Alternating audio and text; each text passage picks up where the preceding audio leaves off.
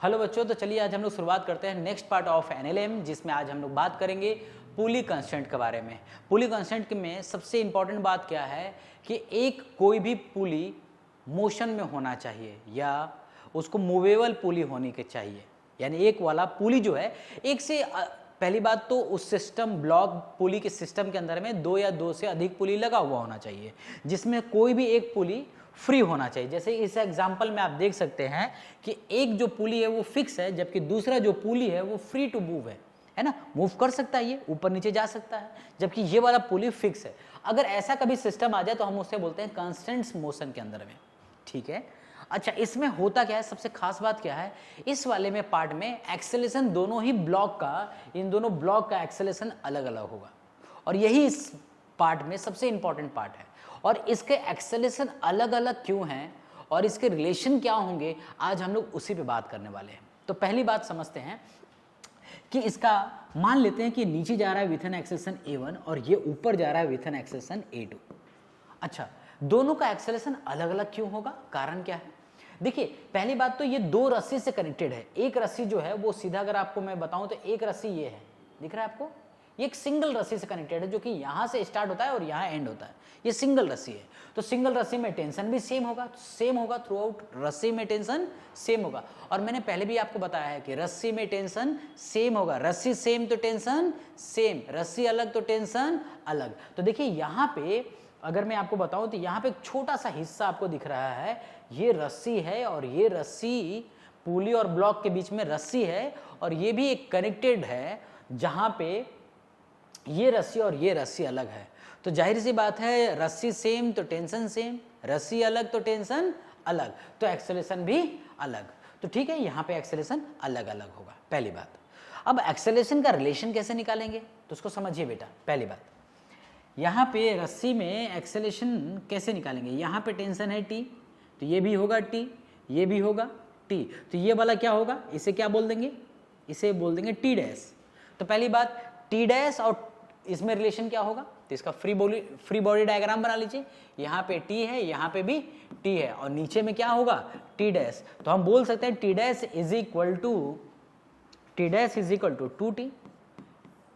Our free body diagram के हिसाब से अगर मैं बात करूं तो ये तो मैं बोल ही सकता हूं कि T dash is equal to क्या होगा, 2T के बराबर होगा। ठीक है, यहां तक तो कोई दिक्कत नहीं है। हाँ, अब रिलेशन कैसे निकालेंगे, यहां पे एक मेथड लगाएंगे, जिस मेथड का नाम है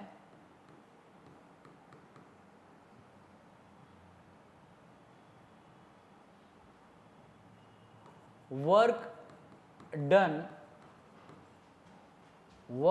by tension is 0। Work done by tension is 0, ये इस कॉन्सेप्ट का नाम है, जिसके कॉन्सेप्ट के हिसाब से मैं क्वेश्चंस को, इसको एक्सेलेरेशन में रिलेशन में निकालने वाला हूं। Work done by tension is 0। पहली बात तो वर्क डन बाय टेंशन 0 क्यों होगा, देखिए वर्क जो होगा उसमें होता है mass into acceleration into displacement, force into displacement होता है। वर्क होता क्या है, फोर्स इंटू डिस्प्लेसमेंट। तो हम जानते हैं ना कि फोर्स जो है वो यहाँ पे टेंशन है, और यहाँ पे रस्सी जो है वो मासलेस है। तो अगर रस्सी मासलेस होगा तो इसका वर्क डन निश्चित तौर पे क्या होने वाला है, 0 हो जाएगा।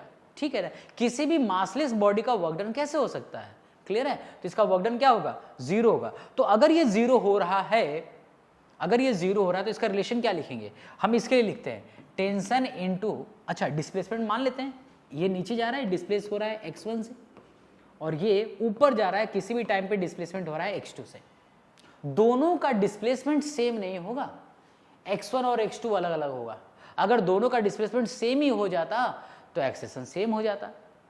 तो यहाँ पे डिस्प्लेसमेंट अलग अलग होगा, तो हम रिलेशन लिख रहे हैं T इंटू x1, इस बॉडी पे लगने वाला टेंशन T और इसका डिस्प्लेसमेंट हो रहा है x1। मान लेते हैं किसी भी टाइम पे वो नीचे जा रहा है और ठीक उतने ही टाइम पे ये ऊपर जा रहा है, दोनों सेम टाइम पे बात करी जा रही है। ये नीचे जाएगा तो ये डेफिनेटली ऊपर जाएगा, तो ये कितने से नीचे जाएगा कि कितने से ऊपर आएगा, तो मान लेते हैं ये x1 से नीचे गया तो ये x2 से ऊपर आ रहा है, और x1 x2 यहाँ पे अलग अलग है। ठीक है, तो यहाँ पे हमने लिया 2T इंटू x2। यहाँ पे मैंने कैसे लिया बेटा, इस ब्लॉक जो अटैच्ड है वो T डैश से अटैच है, और T डैश की वैल्यू हमने 2T निकाल लिया है, तो 2T इंटू x2 लिख दिया मैंने। समझ में आ रहा है मैंने क्या लिखा, यहाँ पे work done by the tension force is 0, क्योंकि रस्सी पे हम लोग मासलेस लेते हैं। क्या लेते हैं बेटा? मासलेस ले रहे हैं। और अगर रस्सी को मासलेस से हैं तो उसके वर्क डन जो होगा वो कैसा होगा? 0 होगा। तो यहाँ पे हम लोग बात करते हैं टेंशन इनटू डिस्प्लेसमेंट, और यहाँ पे टेंशन इनटू डिस्प्लेसमेंट लिख रहे हैं। ये बॉडी ए के लिए है, ये बॉडी बी के लिए है, दोनों बराबर कर दिए, समय इसका नेट 0 होगा। एक नीचे जा रहा है, एक ऊपर आ रहा है, तो हम लोग नेट रिजल्टेंट बराबर 0 लिख सकते हैं। ठीक है, अच्छा, अगर ऐसा हो रहा है तो जरा समझिए, टेंशन को टेंशन से खल्लास कर दिया तो बच्चा यहाँ पे x1 is equal to twice of x2। Solve कर देंगे, फर्दर डिफ्रेंशिएट करेंगे तो v1 is equal to twice of v2। Further differentiate करेंगे तो यहाँ से बनेगा a1 is equal to twice of a2। I think आपको क्लियर है, ये रिलेशन यहाँ पे आ गया। बहुत ही सिंपल है, बहुत ही ज़्यादा सिंपल है। अगर आप ध्यान से समझें तो मैंने विथ रीजन के साथ आपको बताया है सब कुछ। a1 is equal to twice of a2 में, तो यहाँ पे अगर इस बॉडी का एक्सेलेरेशन अगर a है तो इस बॉडी का एक्सेलेरेशन 2a होगा। अगर a2 की वैल्यू मैंने a ले लिया, अगर ये a से ऊपर जा रहा है तो ये 2a से नीचे जाएगा।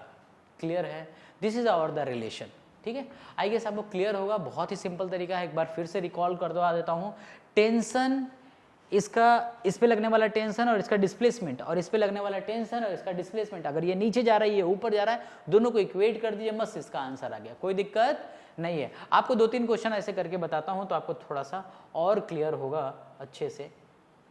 ठीक है, तो यहाँ पे एक और एग्जाम्पल आप चाहें तो ले सकते हैं। यहाँ पे देखिए, यहाँ पे कुछ एग्जाम्पल्स दिया हुआ है, समझते हैं बेटा। ये तो वही वाला एग्जाम्पल है, हालांकि ये पूरा क्वेश्चन है, लेकिन फिर भी मैं आपको रिलेशन बता रहा हूँ। यहाँ पे एक्सेलेरेशन a1 ले लीजिए और ये वाला a2 ले लेते हैं। ठीक है, ध्यान से देखना बेटा, ये वाला क्वेश्चन बहुत ही अच्छा क्वेश्चन है। और मान लेते हैं कि इसका डिस्प्लेसमेंट जो है यहाँ से x1 हो रहा होगा और इसका डिस्प्लेसमेंट ठीक उसी टाइम पे x2 हो रहा होगा।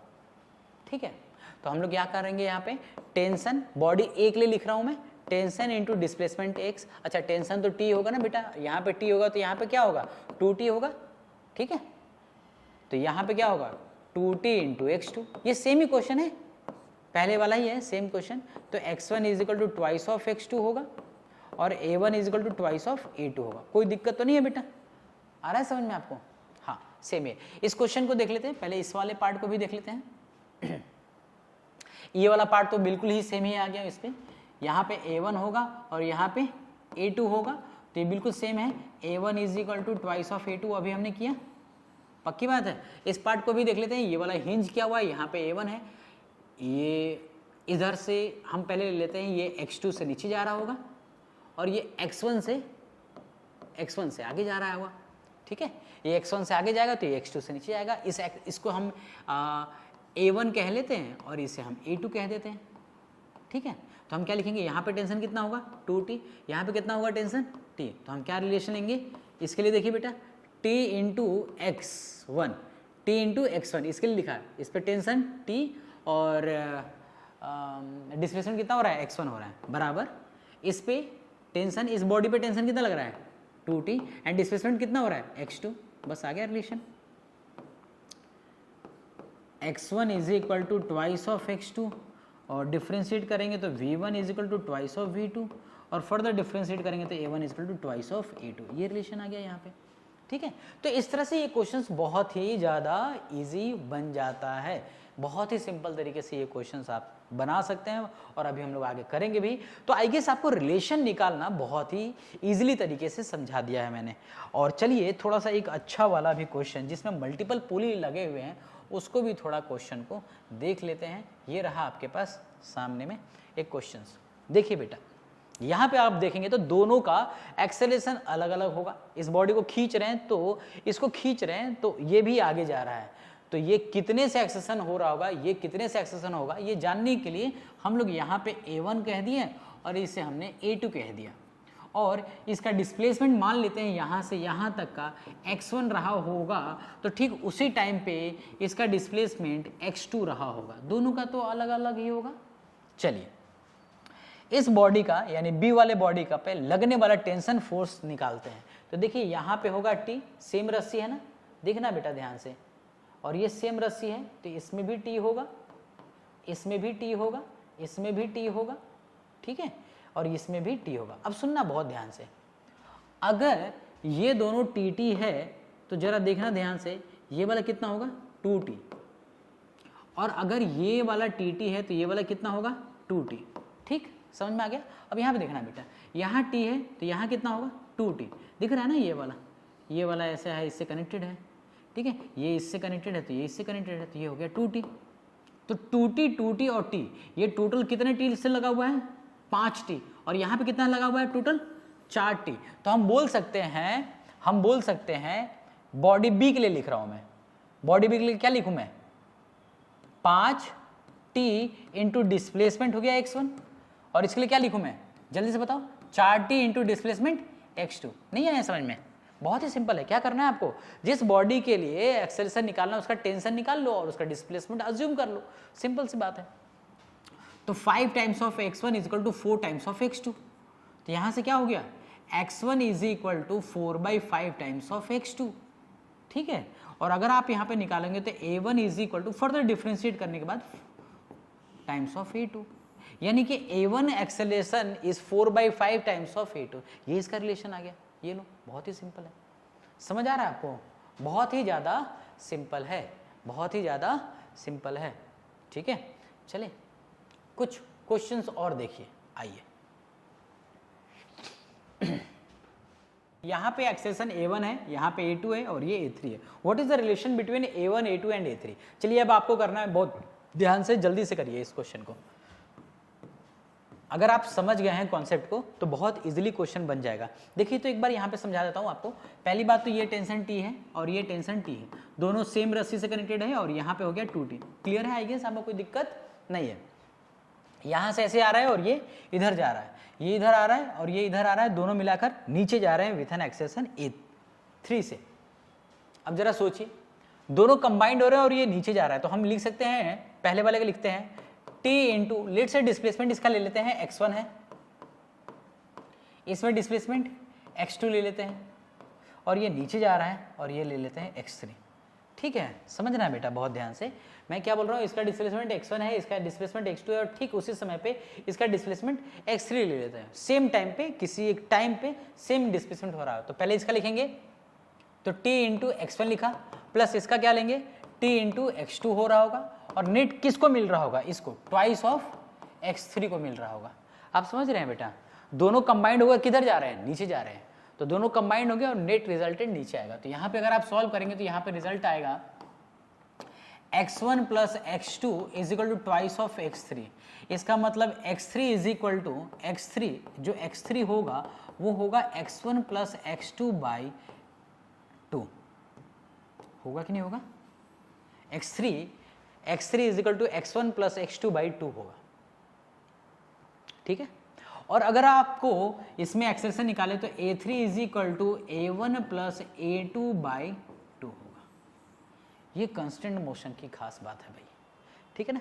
आप ये बहुत ही इजीली बना सकते हैं, कोई टेंशन ही नहीं है, बहुत ज़्यादा इजी हो जाता है। जब आप टेंशन वाला मेथड समझ जाते हैं तब तो फिर ऐसे क्वेश्चंस तो बहुत ही इजी हो जाते हैं। ठीक है, आप देख सकते हो कितना इजी है ये क्वेश्चंस। ठीक, पक्की बात, समझ में आ रहा है। चलिए एक क्वेश्चंस भी यहाँ पे कर लेते हैं। अभी तक तो हम लोग रिलेशन निकाले, एक क्वेश्चन भी कर लेते हैं। आइए इस क्वेश्चन को पूरा कंप्लीट सॉल्व करते हैं कि इस क्वेश्चन में क्या है। देखिए, a block A of mass m is tied to a fixed point C on a horizontal table through a string passing round a massless pulley, massless smooth pulley, both B, ये पुली है। A force F is applied by a experimental to the pulley so that if the pulley is displaced by a displacement x, अगर पुली जो है वो displace हो रहा है x से, the block will displace by 2x, the block will displace by 2x। अगर आप समझ गए हैं तो ये बात बहुत क्लियरली बताई जा सकती है कि अगर इसका एक्सेलरेशन a है तो इसका एक्सेलरेशन 2a है। इसमें कोई संशय वाली बात, परेशानी वाली बात है नहीं, होनी भी नहीं चाहिए। अभी हमने बात करा है डिस्प्लेसमेंट के आधार पे, तो हमने एक्सेलेरेशन निकाला था अभी, तो ये बहुत ही इजीली तरीके से आपको ये बात समझ में आ गया। तो आपसे पूछा क्या गया है, find the acceleration of the block and पुली। देखिए रिलेशन तो आप निकाल लिए, लेकिन यहाँ पे एक्सेलेरेशन बताना है आपको इन टर्म्स ऑफ एफ बताना है। तो कैसे बताएंगे यहाँ पर, सुनना बेटा बहुत ध्यान से। सबसे पहली बात तो हम यहाँ पे फ्री बॉडी डायग्राम में टेंशन बना दिए यहाँ पे, और ये रहा टी डैश। तो बेसिकली आप टी डैश मत लिखो, एफ ही लिख दो, इसको डायरेक्ट एफ ही लिख दो। तो क्या हम पहला रिलेशन लिख सकते हैं क्या, एफ इजिकल टू 2t के बराबर होगा। देखना बेटा बहुत ध्यान से, क्या एफ इजिकल टू 2t लिख सकते हैं, हाँ कि ना, पक्की बात है। अच्छा बहुत बढ़िया। अब इसका देखो ये डिस्प्लेस कितना हो रहा है, इस ब्लॉक की बात करते हैं, छोटे वाले ब्लॉक, और इस पे कितना लग रहा था, टी लग रहा था। तो यहां पे T is equal to mass into acceleration तो लिख ही सकते हैं, बिल्कुल लिख सकते हैं। तो यहां पे लिख सकते हैं, यहाँ पे टी बराबर mass into acceleration. Let's acceleration is twice of a, क्या दिक्कत है, लिख देते। अच्छा T क्या है, T है यहाँ पे F/2। क्या हम यहाँ से T निकाल सकते हैं, देखिए तो बेटा T बराबर F/2, क्योंकि मुझे तो F के टर्म्स में बताना है ना, तो F के टर्म्स में लिखते हैं F/2 is equal to mass into twice of acceleration. तो यहाँ पे इस ब्लॉक का एक्सेलेरेशन कितना हुआ, F/4m, F/4m। इसका एक्सेलेरेशन कितना हुआ, F/4m। तो इसका एक्सेलेरेशन कितना होगा, इससे आधा। तो इस पुली का एक्सेलेरेशन जो होगा वो होगा F/2m, आधा चाहिए ना भाई, उसका आधा हुआ। ट्वाइस ऑफ 2a का एक्सेलेरेशन हो गया F/4m।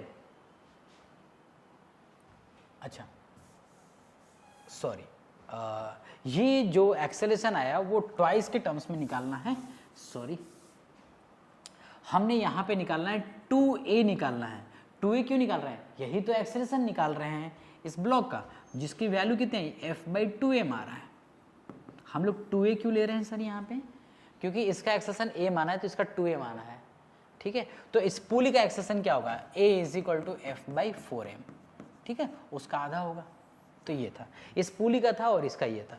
कोई दिक्कत, एक बार वापस देख लो, कहीं कोई कंफ्यूजन रह गया हो तो एक बार वापस देख लेना। क्वेश्चन में बोला हुआ था कि इसको F4 से खींच रहे हैं, तो इसका डिस्प्लेसमेंट अगर x है तो इसका डिस्प्लेसमेंट 2x हो रहा है। जैसे ही ये क्वेश्चन में बोला था तो हमने तुरंत समझ लिया कि अगर इसका एक्सेलेरेशन a होगा तो इसका 2a होगा, ठीक है। तो इसका हमने फ्री बॉडी डायग्राम बनाया और इस पर देखा कि इस पर लगने वाला फोर्स केवल एक ही है, वो है टेंशन। तो tension is equal to mass into acceleration लिख लिया। चूंकि इसका एक्सेलेरेशन हम लोग पहले ही बता चुके हैं कि 2a है, तो हमने 2a यहाँ पे लिख लिया। अब मुझे टेंशन को रिप्लेस करना था f के टर्म्स में, तो हमने यहाँ से एक रिलेशन निकाला, 2t is equal to f होगा, f बराबर 2t, तो so t is equal to F/2 यहाँ पे रखा, F/2 की जगह पे t की वैल्यू रखा, सॉल्व किया तो यहाँ से 2a मतलब इस बॉडी का एक्सेलेरेशन, a तो उसका है, ये 2a होगा भाई, डबल होगा ना। लेट्स इसको a1 मान लो, इसको a2 मान लो, तो a2 जो है वो ट्वाइस ऑफ a1 है, ठीक है, कंफ्यूज नहीं होना बेटा। तो 2a is equal to F/2m जो कि पुली का एक्सेलेरेशन है, तो a is equal to F/4m, ये इसका ब्लॉक का एक्सेलेरेशन ये हो गया और ये पुली का एक्सेलेरेशन ये हो गया। आई गेस आपको यहाँ तक समझ में आ गया होगा, बहुत ही अच्छे ढंग से समझ में आया होगा, और इस तरह से और भी क्वेश्चंस यहाँ पे लगा सकते हैं। और